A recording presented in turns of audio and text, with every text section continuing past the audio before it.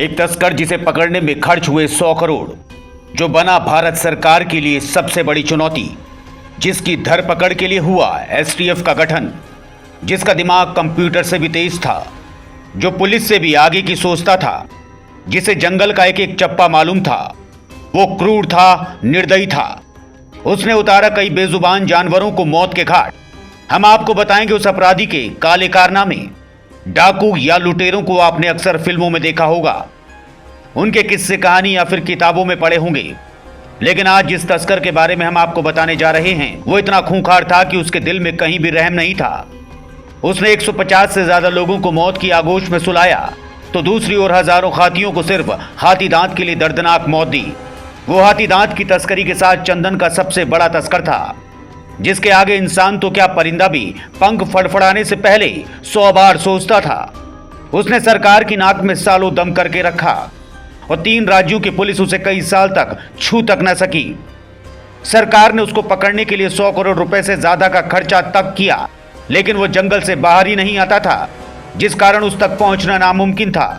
नाम वीरप्पन, पूरा नाम मुनिस्वामी वीरप्पन, जन्म 1970 कर्नाटक। चरवाहों के घर पैदा हुआ वीरप्पन गरीब था और गरीबी में ही पला बढ़ा, लेकिन जैसे जैसे उसकी उम्र बढ़ी वो दुनियादारी को पहचानता गया और 17 साल की उम्र में वीरप्पन ने अपने जीवन का सबसे पहला कत्ल किया। इसके बाद गुनाहों की फहरिस्त बढ़ती गई और वो धीरे धीरे अपराधियों और अपराध की दुनिया की ओर खिंचता चला गया। धीरे धीरे वो इस काम में इतना माहिर हुआ कि वो कुछ ही सालों में तमिलनाडु का सबसे बड़ा चंदन और हाथी दांत तस्कर बन गया। जहां एक और उसका खौफ बढ़ रहा था तो दूसरी ओर उसकी गैंग में लोगों की फौज बढ़ने लगी।